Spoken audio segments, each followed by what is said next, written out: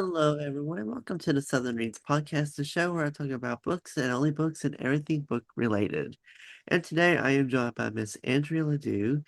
Andrea is a author and is the author of Polemics, the Political Poetry and Prose, and this collection is designed to resurrect Americans' love for their country, even during this chaotic and tumultuous era. The book addresses events in American politics from 2016 to early 2025. It ranges from biting commentary to moving odes to poems that jeer at the absurd. A brief intro outlines each event and relates how that event inspired the author.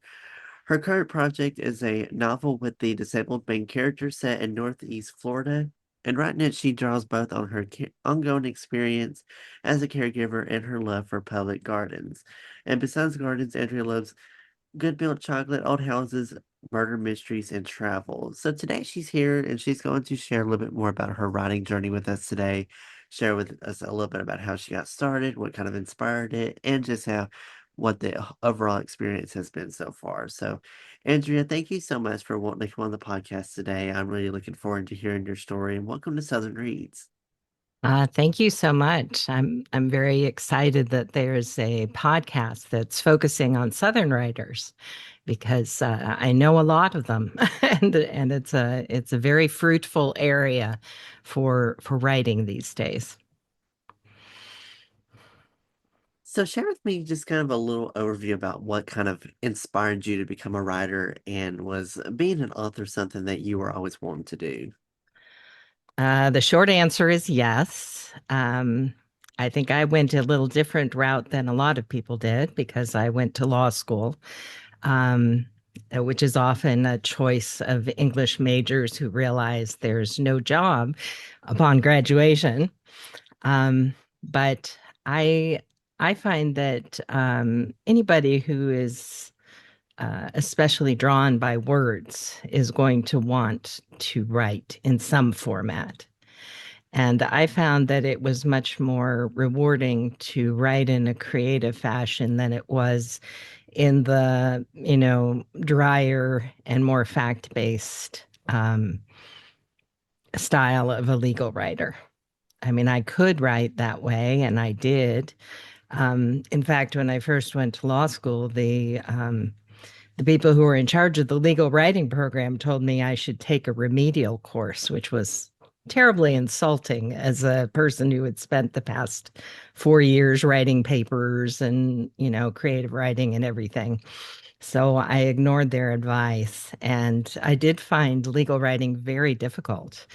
And I think it has to do with the focus on persuasion, on taking one point of view as opposed to another point of view. I want to, have a much more expansive outlook. And that's kind of what I tried to do with my book Polemics, because I feel in our country right now we're very divided. Some people think one thing, some people think another, and there doesn't seem to be much pulling back and taking perspective of the whole situation and trying to understand other people's points of view. So I kind of tried to do that with some of the metaphors or stories that I draw in that help to explain what's going on. And one thing that I really like about the what you've done is that, you kind of talked about a lot of political events that have happened in modern history too, of spanning from 2016 until early 2025. That was when a lot of the elections were going on. We've had three elections during that time period. Um, how is your collection organized, and why did you want to focus it on that period of time? Well, my collection is organized chronologically. It begins on inauguration night, and it continues on until about the time that the tariffs were imposed in April of last year.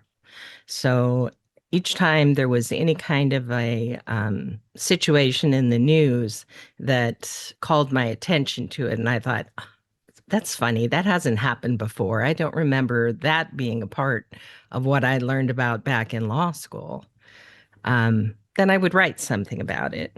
So, for instance, I wrote a poem about James Comey and the kerfuffle he had with Trump during Trump's first term. And I basically pictured James Comey as being a white knight defending justice against, basically someone who loved to lie. And I included images of, Washington, cutting down the cherry tree and saying, I cannot tell a lie. And of course, that's the complete opposite of what, in my opinion, we're experiencing right now. So I cannot tell a truth almost. There are very few.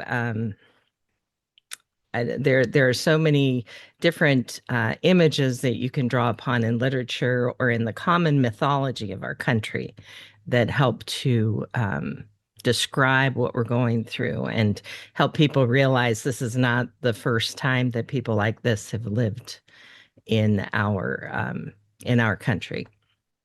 So when you were crafting the book, how much of the book did you want to be kind of from your own personal opinion to the actual facts and actual statistics during that time?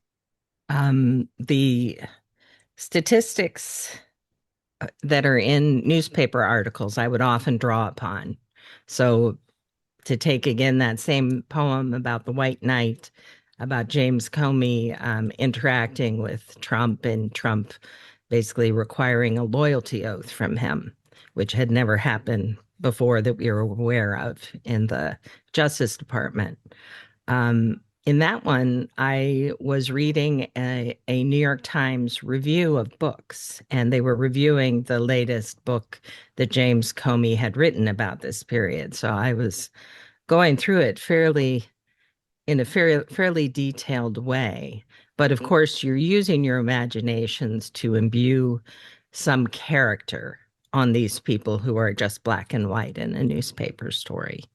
But there are other poems that I've written that didn't have anything to do with politics. For instance, during COVID, I wrote a poem, I think it was called Math, and it was basically all the numbers that were associated with how many people had died, how many jobs were lost, different statistics, and managed to put it into a rhyming format. So sometimes it's just kind of it's a puzzle exercise almost. It's fun to try to figure out how you can uh, basically condense information that we read, that's just pasted all over our screens for weeks and weeks and weeks and try to condense it to its essence and tell a story about it. So, overlooking this, did you do any interviews with just kind of regular people, everyday people, to get their own personal opinions for what was going on in the political climate during that time, or did you want to try to stem away from other people's beliefs because of how people can really have different opinions? Um, my book is mostly drawn from a blog that I was keeping during the period of time. So during the 10 years that I'm talking about, I had a website and I would go on there and show my work.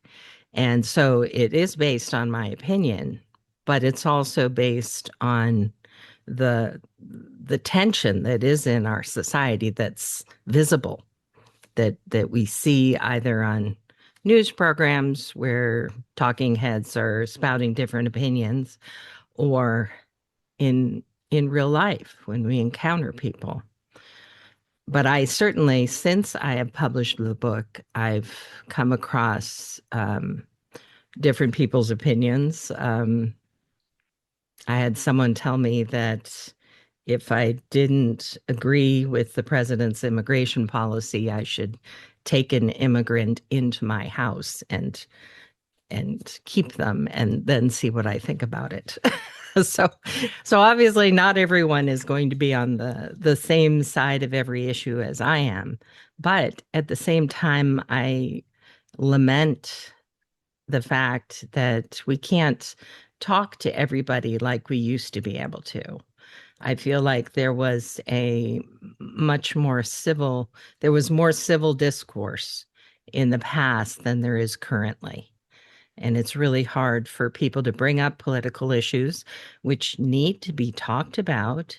I mean, theoretically, everyone in the country should have an opinion and should, try to get their representatives to represent them. But I think a lot of people are troubled about showing their cards. They don't want to be too obvious in their beliefs for fear that that's going to harm them in some way. And part of my background is I went to law school.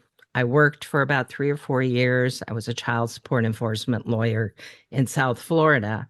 And then I started having kids. And after I started having kids, I was mostly a stay-at-home mom. So I had 4 kids altogether, and the last two I ended up homeschooling. So I was also involved in the homeschooling movement during the Bush years, I'd say, during the 2000s, late 2000s, up until about the time of Trump. And and I found even then that tensions were getting higher. You know, the Tea Party was in place, and people were starting to support Trump. And it became difficult to be friends with people. There were a lot of conservative people in the homeschooling community, some who homeschool for religious reasons, or in my particular group, it was a secular group. So we did not um, generally homeschool for those reasons. Sometimes people will homeschool for the reason that their child, like mine, is not your typical child. And my son has developmental disabilities and he has autism, and that makes him a little more difficult to school in a regular setting. And and I found that we could have a better home life if we could do homeschooling. So I would think that those kind of issues would span you know, the society, whether you're conservative or you're liberal. And I found that even with those commonalities, some people you just couldn't talk to. And certainly once Trump got into office, it became almost impossible to be friends with people who had different political beliefs. I have some poems. For instance, I've got a poem that's called uh, what is it called again? The L word, I think. And it's basically I wish there wasn't an L word. I wish we could get along. I was talking about, it was called Liberal Wish List. So it's talking about what are the things that liberals want out of politics. And I think a lot of them want to be able to reach across the aisle, but it's difficult these days. It's almost like we're being pitted as enemies against each other when we have much more in common than we do, um, that makes us different from each other. Yeah, politics is just overall a very touchy subject to even discuss because of just how people can become real passionate about it, and it's just a really touchy subject for them. Um, so going through and now that you've been able to have this book come out, what's been the overall reception that you've had so far about the book so far? I've had people tell me that I was able to put into words things that they felt, but they couldn't say themselves. So I think there's a lot of very strong feeling, and people don't know how to express it. and maybe they're afraid to express it, but also they lack um, the background. I mean, we've lived in a very free society for most of my life, and I'm 60 something years old. So it's new. We have not seen um, we haven't we haven't seen this kind of destruction, in my opinion, anyway. This kind of actual pursuit of a negative. So almost like, what can I do with this office? I'm going to go do it regardless of what it does to the people of this country. And some people are all for the policies, but some people are harmed by the policies. So, for instance, I just read in the newspaper that the there's been a legal document put out by the administration that says that community services are no longer required for states to provide to people with disabilities. And, I'm not an expert on disability law. I've had to brush with it because my son has always had an IEP and I'm interested in the policies that come up. But there is a case called Olmstead that basically secures the right of people with disabilities to live their lives out in their communities. And the state is supposed to help them with that. And the idea that no, that's no longer true. Maybe we'll just put them all in institutions. These are images that I know from my childhood. In my childhood, there were no kids with disabilities in my school. In the 70s, in the 60s, it didn't exist. People had their children with Down syndrome taken away from them at birth. I mean, there are some serious repercussions that could come from policies like this. And because I have a vulnerable child who is now an adult, I see them and I want to call them out. And I feel like a lot of people are just saying, oh, isn't it fun? It's our 250th anniversary. We're a great country.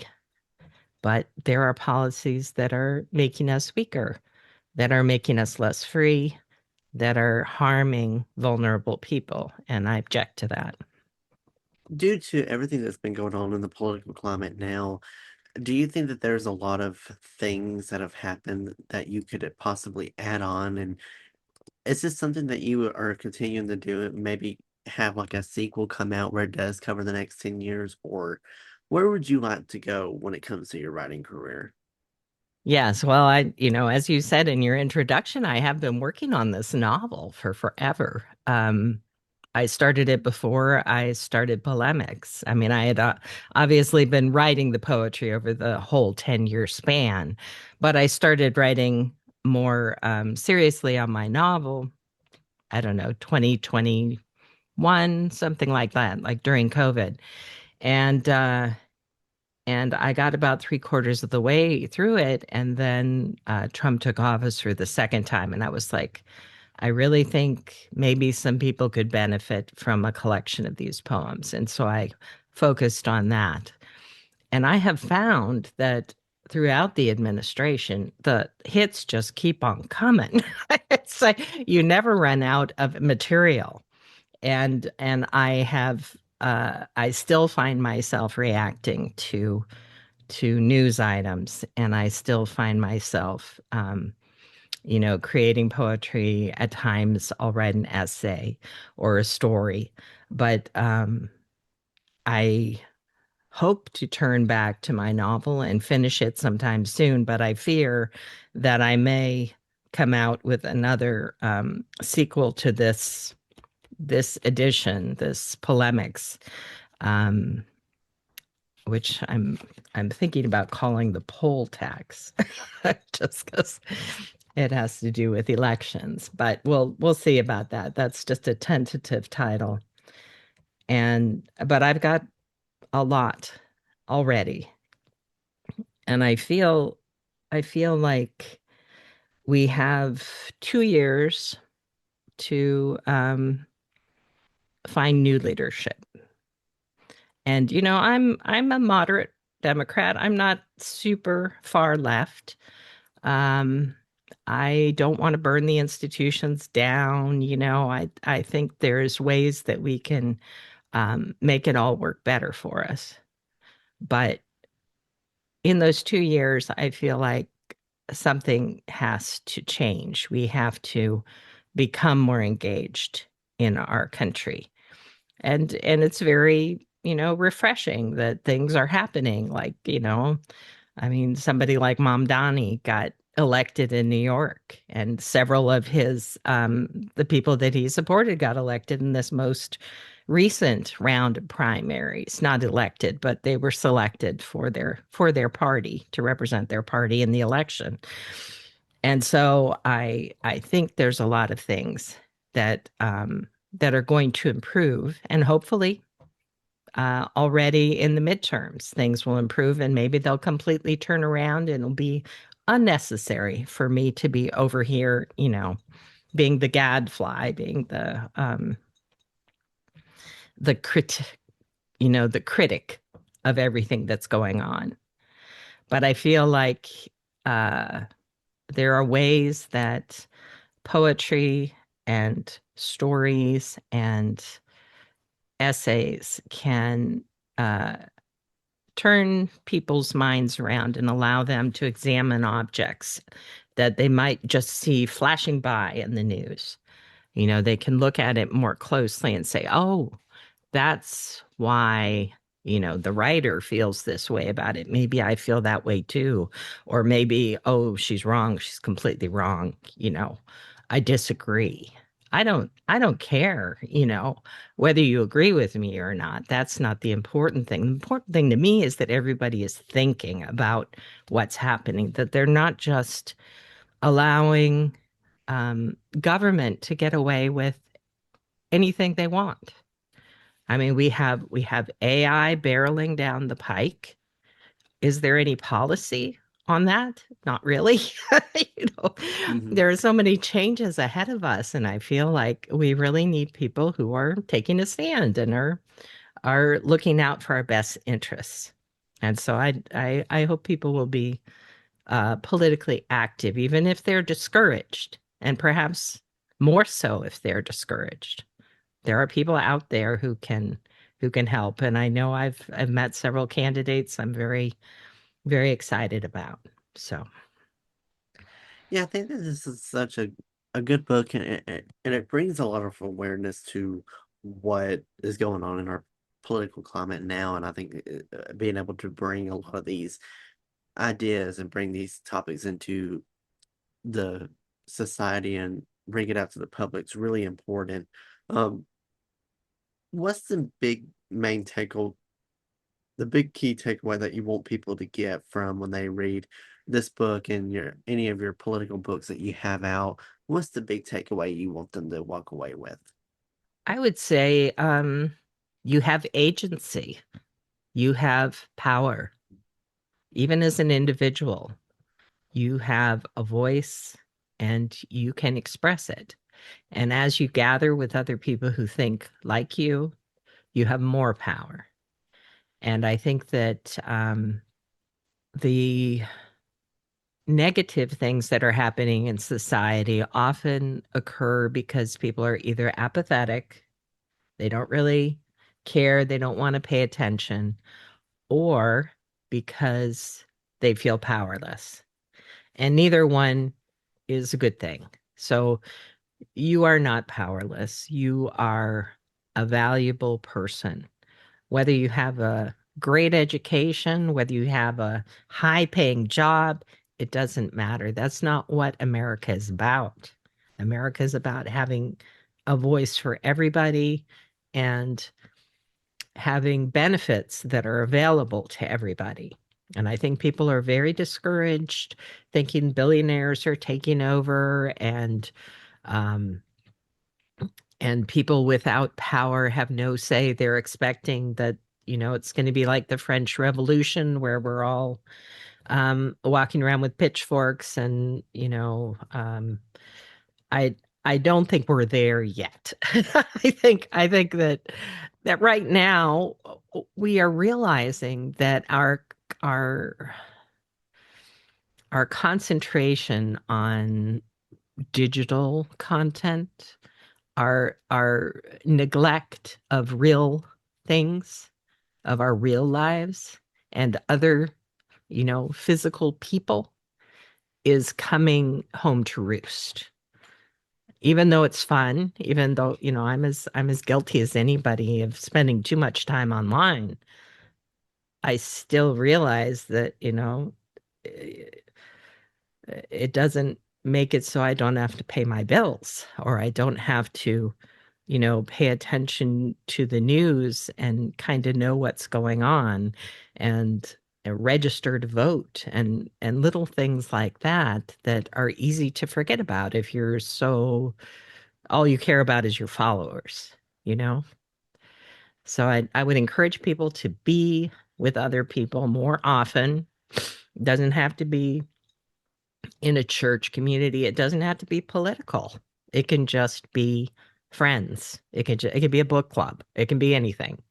So be in physical spaces with people, touch grass, get out in nature, enjoy enjoy your life, but realize you are a citizen. And as a citizen, you have a duty to pay attention and to be active in your country. If you're not active, then whatever happens is your own fault. Well, Andrea, thank you so much for taking time out of your schedule to come on the podcast today to share your book and to just have a really good open conversation about this. I think it's very important to have this conversation. So I appreciate you for taking time. For people interested in the book, where can they go to learn more information, and where can they go to also follow you and support you on your writing journey? All right. Well, let me show a picture of my book. Here it is. It's Polemics, Political Poems and Prose. And you can go to a site called books2read.com. The two is the number two. And books2read.com/polemics will take you directly to a universal book link where you can go to the Amazon page, or you can go to the Barnes and Noble page, or whatever page, bookshop.org, which will provide some income to your local bookstore if you sign up for it. Um, you can also go to a local bookshop and order it. And I'm in all the catalogs. They just need to order it, and it might take a couple weeks to get in, but it's worth it. And this is the time of year when this red, white, and blue book is going to be the most powerful, I think, because people's attention is turned toward the midterms, towards July 4th, towards all the just thoughts of what is America about right now. And I try to answer that to the best of my ability.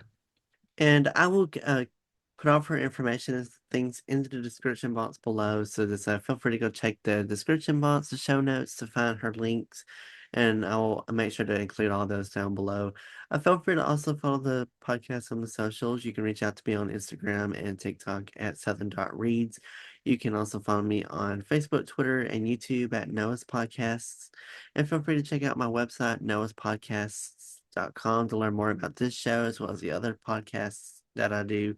Feel free to subscribe so you get notified of when new episodes like this come out in the future.